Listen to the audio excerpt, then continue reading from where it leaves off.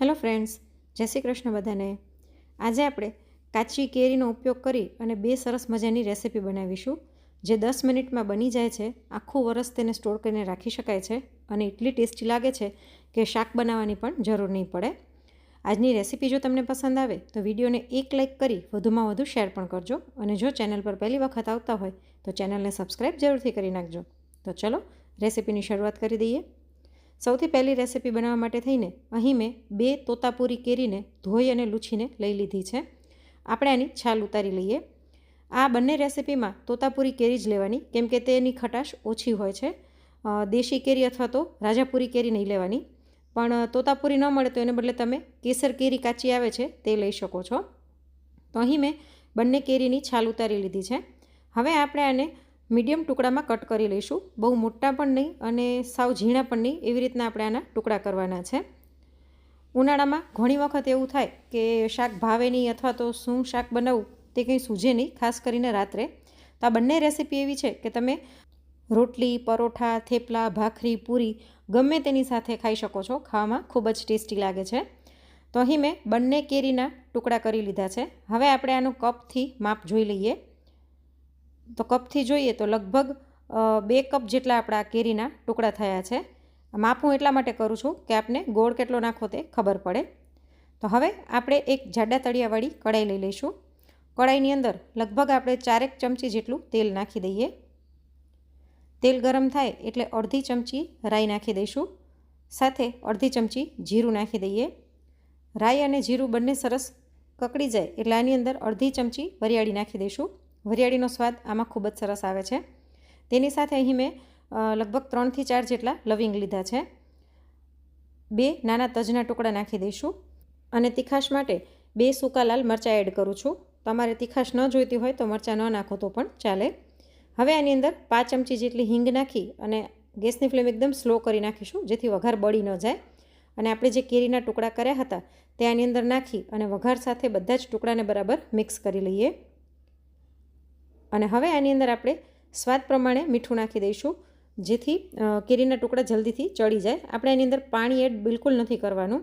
આ મીઠાનું જે પાણી થશે એનાથી જ કેરીના ટુકડા સરસ ચડી જશે. તો મીઠું નાખી અને આને હલાવી લઈએ. અને હવે સ્લો ફ્લેમ પર જ આને ઢાંકીને આપણે 2 થી 3 મિનિટ માટે થવા દઈશું. તોતાપુરી કેરી છે તે ખૂબ જ જલ્દીથી સોફ્ટ થઈ જાય છે, તો 2-3 મિનિટમાં સરસ ચડી જશે. તો 2-3 મિનિટ પછી આપણે ચેક કરી લઈએ. જો આપણે આની અંદર પાણી બિલકુલ નથી નાખ્યું છતાં પણ મીઠાનું પાણી થયું છે. આપણે એક ટુકડો લઈને જોઈ લઈશું. જો આપણી કેરી સરસ ચડી ગઈ છે. બહુ આને ઓવરકુક નથી કરવાની, કેમ કે હજી આપણે આની અંદર ગોળ નાખશું. ગોળ ઓગળશે એની સાથે પણ કેરી થોડી ઘણી ચડી જ જશે. તો 2 વાટકી જેટલા કેરીના ટુકડા હતા એની સામે મેં 1 વાટકી જેટલો ગોળ લીધો છે. ગોળને સુધારીને અથવા તો ખમણીને લેવાનો, જેથી જલ્દીથી તે મિક્સ થઈ જાય. અને આપણે ખાલી ગોળ ઓગળે ત્યાં સુધી જ આને ગરમ કરવાનું છે. કોઈ પણ જાતની ચાસણી કે પાયો નથી લેવાનો. ગેસની ફ્લેમ આપણે મીડિયમ કરી નાખીશું. તમારામાંથી કોને કોને આ કેરીનું શાક અથવા તો કેરીનું વઘાર્યું ભાવે છે અને તમે બનાવીને રાખો છો કે નહીં તે મને કોમેન્ટમાં જરૂરથી જણાવજો. તો આપણે ગોળ સુધારીને લીધો હતો એટલે 1 મિનિટમાં આપણો ગોળ સરસ ઓગળી ગયો છે. હવે આપણે આની અંદર 5 ચમચી જેટલી હળદર, 1 ચમચી કાશ્મીરી લાલ મરચું પાવડર નાખી દઈશું, જેથી કલર સરસ આવે. લગભગ અડધી ચમચી જેટલો કાળા મરીનો ભૂકો નાખી દઈશું. એનો ટેસ્ટ ખૂબ જ સરસ આવે છે. અને સાથે અડધી ચમચી જેટલો ગરમ મસાલો નાખી આ બધા જ મસાલાને બરાબર મિક્સ કરી લઈએ અને ગેસની ફ્લેમ બંધ કરી દઈશું. આપણું મિશ્રણ પણ ગરમ છે અને કઢાઈ પણ ગરમ હોવાથી મસાલાની કચાશ દૂર થઈ જશે.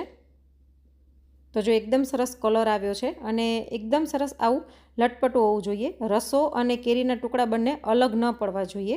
આવી રીતના એક રસ જેવું હોવું જોઈએ, તો જ ખાવાની મજા આવતી હોય છે.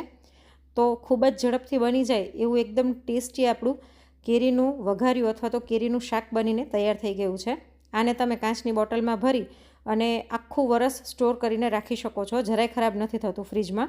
અને ઉનાળામાં કંઈ શાક બનાવવાનું ન સૂજે અથવા તો શાક ન ભાવતું હોય તો તમે આને રોટલી, પરોઠા, ભાખરી, થેપલા ગમે તેની સાથે સર્વ કરી શકો છો. અને ઇવન ટ્રાવેલિંગમાં પણ થેપલા સાથે લઈ જઈ શકો છો. હવે આપણે બીજી રેસીપી બનાવવા માટે અહીં મેં 1 તોતાપુરી કેરી લઈ લીધી છે, જેને મેં ધોઈ અને લૂછી લીધી છે. આને પણ આપણે છાલ ઉતારી લઈશું. આ રેસીપીમાં પણ તોતાપુરી અથવા તો કેસર કેરી જ લેવાની, જે પ્રમાણમાં ખાટી ઓછી હોય છે. તો છાલ ઉતારી અને આપણે આના ટુકડા કરી લઈશું. આમાં તમે નાના મોટા ગમે તેવા ટુકડા કરશો તો ચાલશે. તો વાટકીના માપથી જોઈએ તો 1 વાટકી જેટલા આપણા કેરીના ટુકડા થયા છે.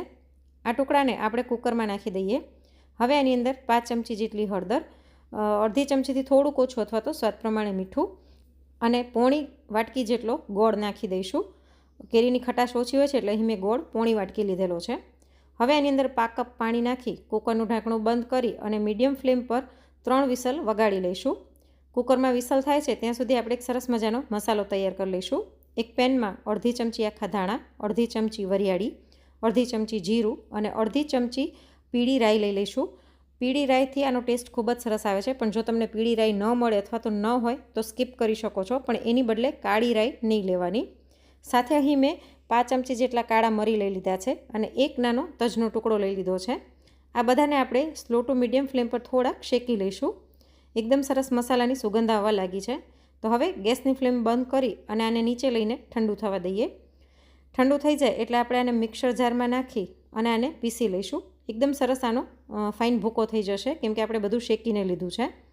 તો જો આપણો મસાલો તૈયાર થઈ ગયો છે અને કુકરમાં 3 વિસલ થઈ ગઈ છે અને મેં વરાળ નીકળવા દીધી હતી. પછી મેં ઢાંકણું ખોલી અને લઈ લીધું છે. હવે આની અંદર આપણે બ્લેન્ડર ફેરવી દઈએ. એકદમ સરસ કેરી મેશ થઈ જાય છે. અહીં મેં કેરી સાથે ગોળ લીધો તો એની બદલે તમે સાકર અથવા તો ખાંડ પણ લઈ શકો છો. તો આ સરસ ક્રશ થઈ ગયું છે. હવે આપણે આને એક કડાઈમાં લઈ લઈએ. તમે કુકરની અંદર જ મસાલા મિક્સ કરી શકો છો, પણ ક્વોન્ટિટી ઓછી છે એટલે મેં નાની કડાઈમાં આને લઈ લીધું છે. હવે આપણે આ કડાઈને ગેસ ઉપર મૂકી દઈએ અને હવે આપણે જે મિક્સરમાં મસાલા પીસીને રાખ્યા હતા તે આની અંદર એડ કરી દઈશું. ગેસની ફ્લેમ આપણે એકદમ સ્લો રાખીશું, નહીંતર આ તરત જ ઘટ થઈ જશે.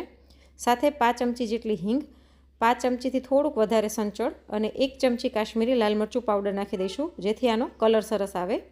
અને હવે આ બધા જ મસાલાને બરાબર મિક્સ કરી અને 1 મિનિટ માટે થવા દઈશું. તો જો 1 મિનિટની અંદર એકદમ ટેસ્ટી અને ચટપટી એવી આપણી કાચી કેરીની ચટણી બનીને તૈયાર થઈ ગઈ છે. અને આની કન્સિસ્ટન્સી તમે જોઈ શકો છો કેટલી સરસ છે. હવે આનો કલર આવો ને આવો લાલ જળવાયેલો રહે અને એકદમ સરસ ઘાટી ન થઈ જાય એના માટે હું આની અંદર 1 ચમચી જેટલી ખાંડ એડ કરું છું, પણ તમારે ખાંડ ન નાખવી હોય તો સ્કીપ કરી શકો છો. તો આને પણ બરાબર મિક્સ કરી અને ગેસની ફ્લેમ બંધ કરી દઈશું. તો આ ચટણીને તમે કાચની બોટલમાં ભરી અને આખું વરસ સ્ટોર કરીને ફ્રીજમાં રાખી શકો છો, જરાય ખરાબ નથી થતી. અને જામની જેમ તમે આને થેપલા કે પરોઠા સાથે ખાઈ શકો છો, ખૂબ જ ટેસ્ટી લાગે છે. તો આજની આ કાચી કેરીની બંને રેસીપીમાંથી તમને કઈ રેસીપી ગમી અને તમે કયા શહેરમાંથી વિડીયો જોઈ રહ્યા છો તે કોમેન્ટ કરીને જરૂરથી જણાવજો. અને જો રેસીપી ગમી હોય તો લાઈક કરીને વધુમાં વધુ શેર પણ કરજો. ફરી મળીશું નવી રેસીપી સાથે. Thanks for watching.